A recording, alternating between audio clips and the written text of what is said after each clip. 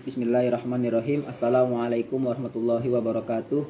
Innal hamdalillah nahmaduhu wa nasta'inuhu wa nastaghfiruh wa na'udzu billahi min syururi anfusina wa min sayyiati a'malina.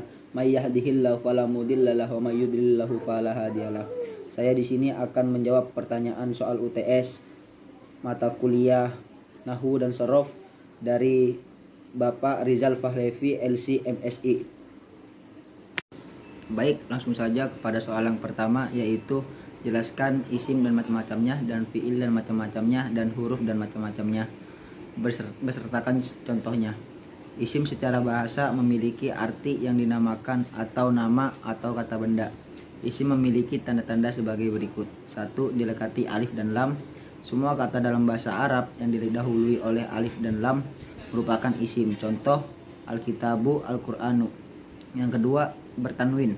Semua kata dalam bahasa Arab yang berharokat tanwin pada akhir kata, baik domatain maupun fathatain maupun kasrotain, sudah pasti isim. Contoh, kolamun, babun.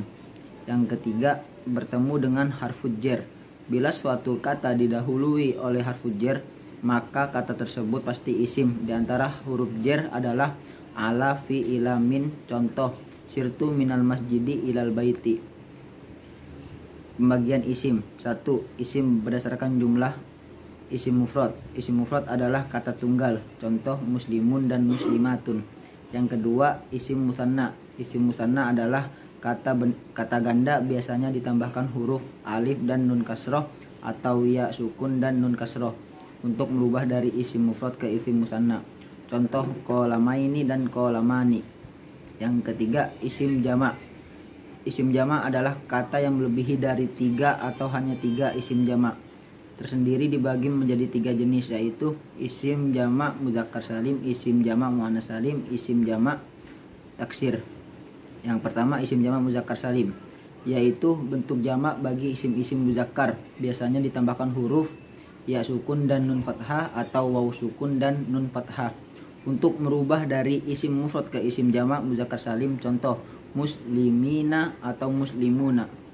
Yang kedua, isim jamak muannats salim, yaitu bentuk jamak bagi isim-isim yang muannas, biasanya ditambahkan huruf alif dan taknis dhammah untuk merubah dari isim mufrad ke isim jamak muannats salim. Contoh, muslimatun. Yang ketiga, jamak taksir. Isim jamak taksir ini adalah jamak yang tidak memiliki aturan baku. Isim jamak taksir tersendiri dibagi menjadi 2. Yang pertama, jamak taksir lil akil, jamak taksir untuk yang berakal. Contoh, rojulun, rijalun. Yang kedua, jamak taksir li ghairil akil, jamak taksir untuk kata benda. Contoh, kitabun, kutubun. Yang kedua, isim berdasarkan jenis. Isim muzakkar. Isim muzakkar adalah semua nama manusia untuk laki-laki dan nama benda yang tidak mengandung huruf ta marbutoh. Contoh, nama orang, Ahmadun, Muhammadun. Nama benda, kitabun, kolamun. Isim muannas. Semua nama wanita dan isim-isim yang mengandung huruf ta marbutoh adalah isim muannas. Contoh, nama wanita Khadijatun, Aisyatun, dan semua nama wanita lain. Nama-nama isim yang mengandung ta marbutoh. Contoh, mirwahatun, madrasatun, jami'atun, dan semua nama-nama isim lain yang mengandung ta marbutoh. Yang ketiga, isim ditinjau dari keumuman dan kekhususan. Isim ditinjau dari keumuman dibagi menjadi 2 bagian, yaitu isim ma'rifah. Isim ma'rifah adalah isim yang objek pembicaraannya telah ditentukan. Contoh, hadza kitabun zaidun. Yang kedua, isim nakiroh. Isim nakiroh adalah isim yang objek pembicaraannya belum ditentukan. Contoh, hadza kitabun. Isim ma'rifah dibagi menjadi 6 bagian, yaitu isim domir, isim alam, isim isyarah, isim yang dilekati alif dan lam, isim mausul, 6 isim yang diidhofahkan. Yang keempat, isim diterima dari berketerimaan tanwin. Isim diterima dari berketerimaan tanwin dibagi menjadi 2, yaitu 1 isim munsharif, yang kedua isim ghairu munsharif. 1 isim munsharif. Isim munsharif adalah isim yang bisa berketerimaan tanwin. Contoh, babun, amun, ahlun. Yang kedua, isim ghairu munsharif adalah isim yang tidak boleh berketerimaan tanwin ketika berdiri sendiri, apalagi ketika kemasukan alif dan lam atau idofah. Contoh, kitabun, zaidun, al-kitabu. Selain tidak bertanwin, isim ghairu munsharif juga tidak bisa berharokat kasroh. Selain tidak bertanwin, isim ghairu munsharif juga tidak bisa berharokat kasroh. Kelompok isim yang tidak boleh bertanwin: 1. Seluruh nama wanita. Yang kedua, seluruh nama laki-laki yang diakhiri tak marbutoh. Yang ketiga, seluruh nama yang berasal dari non-Arab yang hurufnya lebih dari 3 huruf. Yang keempat, seluruh nama yang berakhiran alif dan nun. Yang kelima, seluruh nama yang mengikuti wazan fi'il. Yang keenam, seluruh nama yang mengikuti wazan fa'alun. Yang ketujuh, seluruh kata sifat yang mengikuti wazan fa'lanun. Yang kedelapan, seluruh kata yang mengikuti wazan af'alun. Yang kesembilan, seluruh kata yang mengikuti pola sigot muntahal jumu. Yang kesepuluh, semua kata yang diakhiri alif taknis, maskuroh, dan mamdudah. Yang kelima, isim ditinjau dari perubahan akhir kata, mu'rob dan mabni. 1. Mu'rob. Mu'rob adalah kata kelompok yang bisa berubah keadaan akhir katanya seiring perbedaan kedudukan kata. Mu'rob sendiri ada 2. Yang pertama, berubah harokat. Ada kata yang perubahannya di sisi harokatnya. Kelompok kata yang masuk jenis ini ada 3, yaitu isim mufrad, jamak taksir, dan jamak muannats salim. Ketiga kata di atas bila menempati kedudukan yang berbeda dalam kalimat, maka yang berubah adalah harokatnya. Contohnya, ja'at muslimatu. Yang kedua, berubah huruf. Kelompok kata ini yang berubah bukan harokat akhirnya, melainkan hurufnya.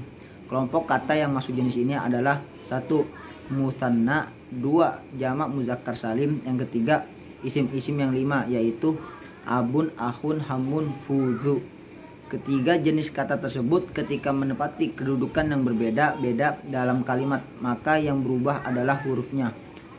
Contohnya, ja'a akhuka. Yang kedua, mabni. Mabni adalah lawan dari mu'rob. Ini adalah kelompok kata yang tidak akan berubah selamanya. Artinya bentuknya akan selalu seperti itu. Contoh kata yang masuk kelompok kata ini adalah isim isyarah, kata tunjuk. Misalkan kata hazihi. Bentuknya akan seperti ini selamanya apapun kedudukannya. Tidak mungkin berubah menjadi hazaha. Pengertian fi'il. Fi'il menurut ilmu nahwu al-jurumiyah, kata yang menunjukkan suatu makna pada dirinya dan berhubungan dengan waktu. Fi'il adalah kata yang menunjukkan arti pekerjaan atau peristiwa yang terjadi pada suatu masa atau waktu tertentu, lampau, sekarang, yang akan datang. Hampir seperti pengertian kata kerja dalam bahasa Indonesia.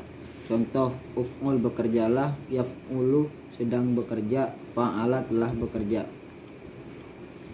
Fi'il berdasarkan waktu terjadinya terbagi menjadi 3. Fi'il madi, lampau, secara terpisah. Fi'il berarti kata kerja, sedangkan madi berarti yang telah lampau atau lewat.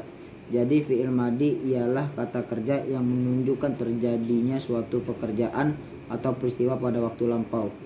Contoh kalimat fi'il madi, dakhaltu al masjidah, saya telah memasuki masjid. Yang kedua, fi'il mudhari, sekarang atau sedang dilakukan. Fi'il mudhari adalah kata yang menunjukkan arti dalam dirinya yang dikaitkan dengan waktu yang mengandung arti sekarang atau yang akan datang. Contoh fi'il mudhari, yaktubu, dia akan menulis, yaftahu, dia akan membuka. Yang ketiga, fi'il amar. Fi'il amar atau kata kerja perintah adalah fi'il yang berisi pekerjaan yang dikehendaki oleh mutakallim, pembicara, sebagai orang yang memerintah agar dilakukan oleh mukhatab, lawan bicara, sebagai orang yang diperintah. Contoh fi'il amr, uktub, tulislah, iftah, bukalah. Fi'il berdasarkan objeknya terbagi menjadi 2. Yang pertama, fi'il lazim. Fi'il lazim adalah suatu jenis fi'il yang tidak memerlukan sebuah objek kata kerja intransitif sehingga makna atau tujuan dari suatu kalimat terdapat fi'il sudah diketahui dengan jelas, sehingga untuk dapat menjadi kalimat yang sempurna maka fi'il lazim tidak membutuhkan adanya objek maf'ul bih di dalamnya. Contoh fi'il lazim, Qoma Zaidun, Zaid berdiri. Yang kedua, fi'il muta'addi. Fi'il muta'addi adalah suatu jenis fi'il yang memerlukan sebuah objek kata kerja transitif. Dengan kata lain, fi'il muta'addi merupakan lawan dari fi'il lazim. Fi'il muta'addi memerlukan sebuah objek karena makna atau tujuan pada suatu kalimat yang terdapat fi'il muta'addi tidak dapat diketahui jika tidak ada objek yang menyertai di dalamnya. Contoh fi'il muta'addi. Fahima Zaidun ad-darsa, Zaid memahami pelajaran. Fi'il berdasarkan subjeknya terbagi menjadi dua. Yang pertama, fi'il maklum. Fi'il maklum adalah kata kerja aktif. Fi'il majhul, fi'il adalah kata kerja pasif. Sama seperti bahasa Indonesia, perubahan dari kata kerja aktif ke kata kerja pasif ada rumusnya. Misalkan menolong ditolong, melihat dilihat. Contoh dari fi'il maklum, doroba Umaroh az-Zaidun, Umar memukul Zaid. Contoh dari fi'il majhul, kata kerja pasif, duriba Umar, Umar dipukul. Yang keempat, fi'il berdasarkan bangunan bina, huruf akhirnya. Berdasarkan bangunan huruf akhirnya, fi'il terbagi menjadi dua, yaitu fi'il soheh, fi'il yang huruf penyusunannya tidak mengandung huruf illat, alif, wawu, dan ya. Contoh, kataba telah menulis, nazoro telah melihat. Yang kedua, fi'il mu'tal, fi'il yang huruf penyusunnya mengandung salah satu atau lebih dari huruf illat. Contoh, soma telah berpuasa, wajada telah mendapatkan. Yang kelima, pembagian fi'il berdasarkan penyusunannya. 1. Fi'il mujarrad. Fi'il mujarrad adalah kata kerja yang semua hurufnya huruf asli, belum mendapatkan tambahan huruf. Fi'il mujarrad terbagi menjadi dua, yaitu fi'il mujarrad sulasi dan fi'il mujarrad rubai. Contohnya, roja. Yang kedua, fi'il majid, fi'il pada huruf aslinya ditambah 1 atau 2, 3 huruf. Fi'il majid terbagi menjadi dua, yaitu fi'il majid sulasi dan fi'il mazid rubai. Contohnya, roja. Ciri-ciri fi'il seperti halnya isim kata benda. Fi'il juga mempunyai ciri-ciri khusus untuk mengenalinya, yaitu dengan 4 macam berikut ini. 1. Didahului qad. Yang kedua, didahului sin. Yang ketiga, didahului saufa. Yang keempat, diakhiri taknis. Pengertian huruf. Huruf dalam ilmu nahwu mempunyai arti tersendiri, yaitu huruf adalah kata yang menunjukkan arti jika disandingkan dengan kata lainnya. Dari pengertian sudah sangat jelas bahwa huruf dalam ilmu nahwu yaitu kata yang tak dapat diketahui artinya jika tidak disandingkan dengan kata lainnya. Macam-macam huruf. Yang pertama, huruf mabani, yaitu huruf-huruf yang merangkai sebuah kata. Huruf-huruf seperti ini juga biasa disebut dengan huruf hijaiyah atau huruf ejaan. Huruf-huruf seperti ini tidak termasuk kategori kata sehingga tidak termasuk dalam kategori pembagian kata dalam bahasa Arab. Contoh, alif, ba, ta, sa, jim, ha, kho, dan lain-lain. Huruf mabani terbagi menjadi dua macam. Yang pertama, huruf soheh. Yang kedua, huruf illah. Yang kedua, huruf ma'ani.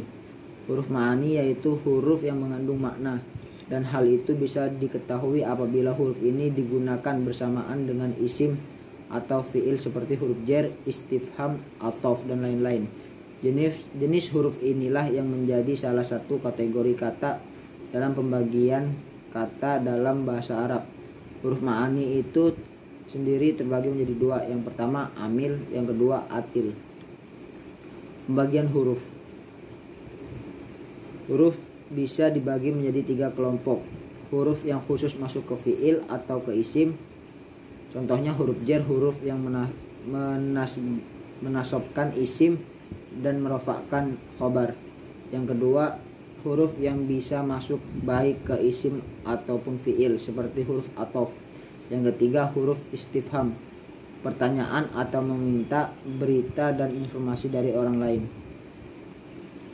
Yang pertama, huruf yang hanya masuk pada isim, yaitu huruf jar.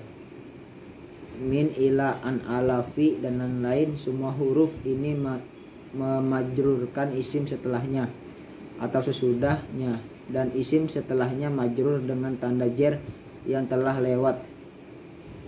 Penjelasannya pada bab isim majrur, tanda jar biasanya kasroh namun juga fathah.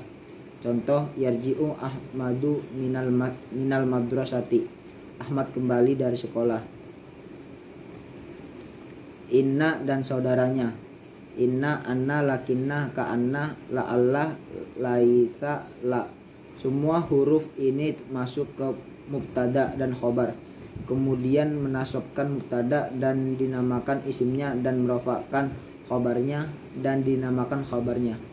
Contoh, innal kitaba jadidun, sesungguhnya buku itu baru. Wawu ma'iyah, yaitu wawu yang bermakna ma'a, yang menunjukkan kepada kebersamaan. Isim setelahnya mansub sebagai maf'ul ma'ah. Contohnya, ji'sa wasyayaroh, aku datang bersamaan dengan mobil. Lam ibtida berada di awal kalimat atau ditempatkan di awal kalimat dan tidak ada pengaruhnya kepada i'rab isim setelahnya. La zaidun qaimun, sungguh Zaid itu berdiri. Huruf nida, ya, aya, haya, ai, al-hamzah. Huruf nida adalah huruf yang digunakan untuk memanggil. Semua huruf ini datang sebelum munada isim, setelahnya mansub apabila mudhof atau yang menyerupai mudhof atau nakirah ghairu maksudah.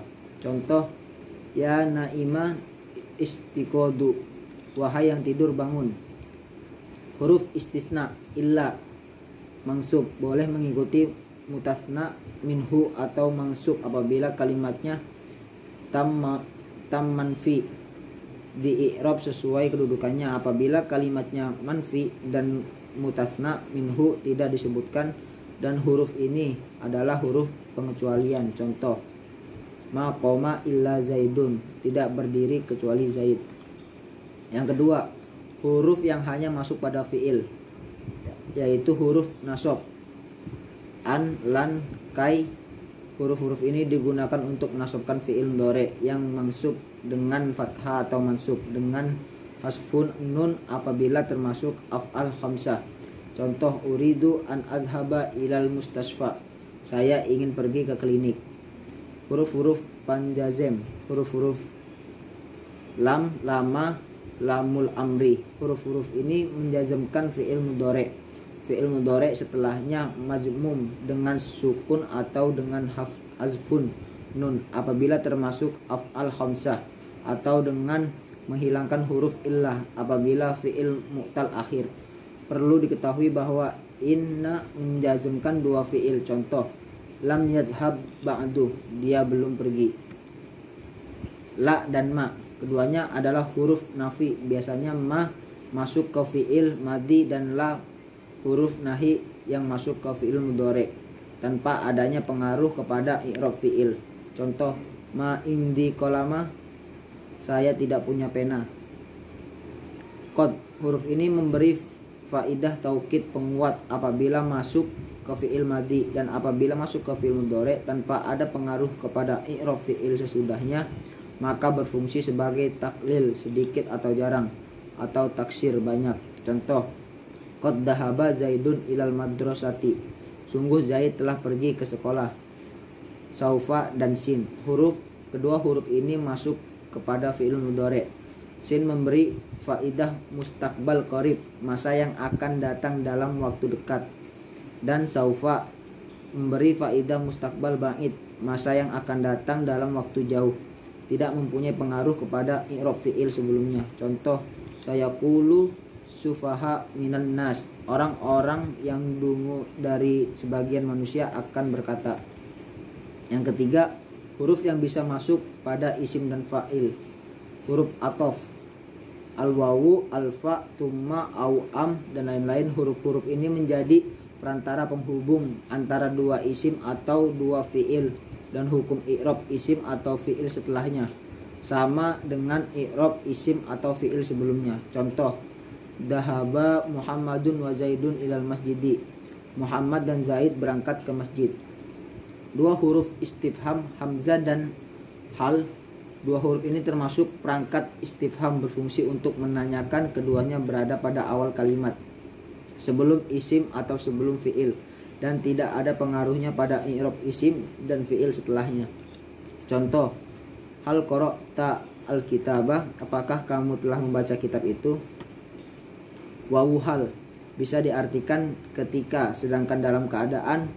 Huruf ini juga yang mengingat antara sohibul hal dengan kalimat hal. Sama saja apakah kalimatnya ismiyah atau fi'liyah, kecuali jumlah fi'liyah yang diawali fi'il mudhari' mutsbat, maka wawu hal tidak masuk ke kalimat tersebut. Kalimat yang setelah wawu hal pada posisi nasab hal. Contoh, la taqubu as-sholata wa antum sukara, janganlah anda semua mendekati sholat padahal anda semua dalam suasana mabuk. Lam al-muwatti lil qasam, sama seperti lam sebelumnya, yaitu lam terdapat pada huruf syarat dan mengindikasikan bahwa jumlah jawab sesudahnya adalah jawab qasam yang diperkirakan, bukan jawab dari syarat. Maksudnya huruf ini digunakan untuk bersumpah. Contoh, wallahi la in kumat biwajibika fahuwa hasana la karomika, demi Allah jika kamu melakukan kewajibanmu maka hal itu baik, maka aku akan memuliakanmu. Yang keempat, huruf istifham. Huruf istifham huruf-huruf yang biasa digunakan untuk menanyakan sesuatu, seperti ma, man, hal, mata. Contoh, a mahmudu masyafiro am Ahmad, apakah Mahmud yang berpergian atau Ahmad? Pertanyaan yang kedua, jelaskan alamatul i'rab bagi rofa, nasab, khofat, dan jazm beserta bagian-bagiannya dan contohnya. I'rab adalah perubahan cara baca di akhir katanya karena perbedaan amil yang memasukinya. Baik secara lafadz nampak jelas perubahannya, yaitu dengan adanya harokat dhammah, fathah, kasroh atau sukun, atau dengan dikira-kira. I'rab terdiri dari 4 macam, yaitu 1. Rofa yang ditandai dengan dhammah, 2. Nasab yang ditandai dengan fathah, 3. Jar yang ditandai dengan kasroh, 4. Jazm yang ditandai dengan sukun. I'rab nasab jar kecuali jazm masuk pada kalimah isim, sedangkan i'rab rofa, nasab, jazm kecuali jar masuk pada kalimat fi'il. Sehingga dengan kata lain, jar merupakan tanda khusus untuk isim dan jazm tanda khusus untuk kalimat fi'il. Adapun contoh dari masing-masing i'rab yaitu 1. Rofa madrasatun, 2. nasab ayyang sura, 3. jar fil madrasati, yang keempat jazm lam yangsur. Adapun bagi rofa mempunyai 4 alamat, yaitu harokat dhammah, huruf wawu, huruf alif, dan huruf nun. Adapun harokat dhammah menjadi alamat bagi i'rab rofa berada pada 4 tempat. Yang pertama pada isim mufrad, makna tunggal, contoh kitabun. Yang kedua jama' taksir, contoh kutubun. Yang ketiga jama' muannas salim, contoh ja'at mu'minatun. Yang keempat fi'il mudhari, contoh yaktubu. Adapun wawu menjadi alamat bagi i'rab rofa pada 2 tempat. 1. Pada jamak muzakkar salim, contoh innamal mu'minuna ikhwatun. Yang kedua isim 5 atau asmaul khamsah. Isim 5 diantaranya abuka, ahuka, hamuka, fuka, zumalin. Contoh ya mahmudu. Adapun alif menjadi alamat bagi i'rab rofa khusus hanya pada isim-isim tasniyah saja, bahwa untuk menjadi i'rab rofa maka isim tasniyah harus ditambah alif dan nun. Contoh ja'a muslimuni, muslimani. Adapun nun menjadi alamat bagi i'rab rofa berada pada fi'il mudhari yang bersambung dengan dhamir tasniyah, dhamir jamak dan dhamir muannas mukhtabah. Contoh taf'alani. Alamatul i'rab nasab. I'rab nasab mempunyai 5 alamat: fathah, alif, kasrah, ya, dan hadfun nun, menghilangkan huruf nun. 5 tanda i'rab nasab: yang pertama fathah, yang kedua alif, yang ketiga kasrah, yang keempat ya, yang kelima hadfun nun, menghapus nun. Yang pertama fathah. Adapun tanda fathah maka ia menjadi tanda bagi nasab pada 3 tempat. Yang pertama isim mufrad, yang kedua jamak taksir, yang ketiga fi'il mudhari. Yang pertama isim mufrad. Contoh alamatul i'rab nasab pada isim mufrad: kataba Muhammadun ar-risalata. Yang kedua jamak taksir. Contoh jamak taksir yang dibaca nasab dalam kalimat adalah sebagai berikut: qara'tal al-kitaba fil maktabati. Yang ketiga fi'il mudhari. Contoh fi'il mudhari yang di akhir katanya tidak terhubung dengan apapun dan fi'il tersebut dibaca nasab: la yaktuba Muhammadun ar-risalata. Yang kedua alif. Tanda nasab yang kedua adalah alif. Tanda ini hanya terdapat pada asmaul khamsah. Asmaul khamsah ada 5 bagian. Yang pertama abaka, akhoka, hamaka, faka, zamalin. Contoh asmaul khamsah yang dibaca nasab dalam sebuah kalimat: ra'aitu abaka yusolli. Yang ketiga kasroh. Tanda nasab selanjutnya adalah kasroh. Tanda ini hanya terdapat pada jamak muannas salim. Contoh jamak muannas salim yang dibaca nasab dalam sebuah kalimat yaitu ra'aitul mu'minah yusolli sholatal asri. Saya melihat orang-orang perempuan yang beriman sedang sholat asar. Yang keempat huruf ya. Tanda i'rab nasab selanjutnya adalah ya. Tanda ini hanya terdapat pada 2 tempat, yaitu tasniyah dan jamak muzakkar salim. Isim tasniyah. Contoh isim tasniyah yang dibaca nasab dalam sebuah kalimat: hal ra'aita muslimaini yakumani ha huna ha anifan. Apakah engkau melihat orang Islam yang tadi berdiri di sini? Yang kedua jamak muzakkar salim. Jamak ini adalah kata bentuk jamak teratur. Contoh jamak muzakkar salim yang dibaca nasab adalah dalam sebuah kalimat: hal ra'aita muslimina yakumuna huna anifan. Yang kelima hadfun nun, dihilangkan huruf nun. Jika dalam i'rab rofa ada tanda thubutu nun, tetapnya nun, maka dalam i'rab nasab malah salah satu tandanya adalah hadfun nun, menghilangkan nun. Tempat terjadinya juga masih sama, yaitu pada af'alul khamsah. Contoh af'alul khamsah yang dibaca nasab dalam sebuah kalimat: asuma lan tadhahaba ilal madrasati yaumal ahad. I'rab alamatul khafat. Tandanya ada 3. Yang pertama kasroh, yang kedua ya, yang ketiga fathah. Kasroh menjadi tanda bagi khafat pada 3 tempat. Yang pertama isim mufrad, yang kedua jamak taksir, yang ketiga jamak muannas salim. Contohnya isim mufrad marartu bi zaidin. Contoh jamak taksir marartu bir rijali wal uthara. Yang ketiga jamak muannas salim, contohnya marartu bil hindati. Ia menjadi tanda bagi khafat pada 3 tempat. Isim yang 6, contohnya marartu biz zaidaini. Jamak muzakkar salim, contohnya rofa jaa zaiduna. Nasab dan jer, contohnya marartu biz zaidina. Fathah menjadi tanda bagi khafat pada 1 tempat. Isim yang tidak menerima tanwin, contohnya marartu bi ahmada. Jazm tandanya ada 2, hasfu dan sukun.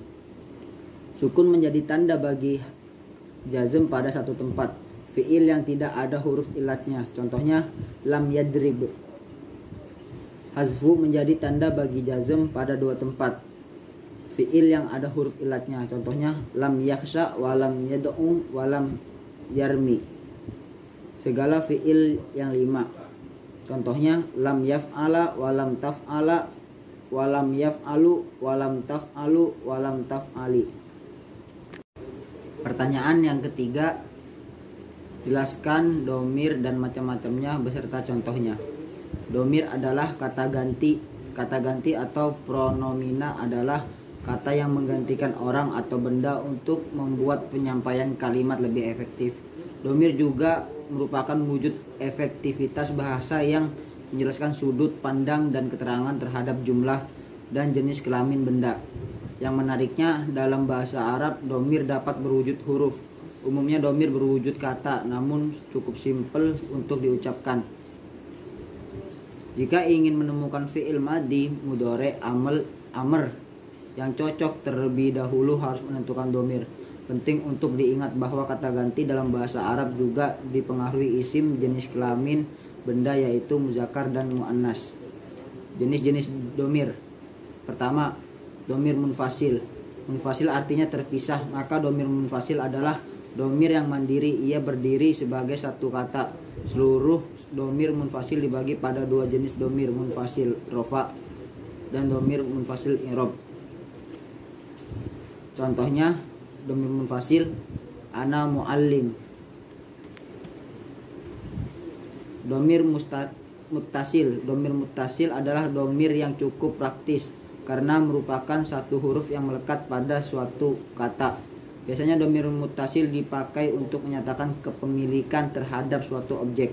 Adapun kata ganti domir muttasil berasal dari domir munfasil, akan tetapi beberapa kata ganti akan mengalami perubahan jika digandengkan dengan kata lain seperti fi'il.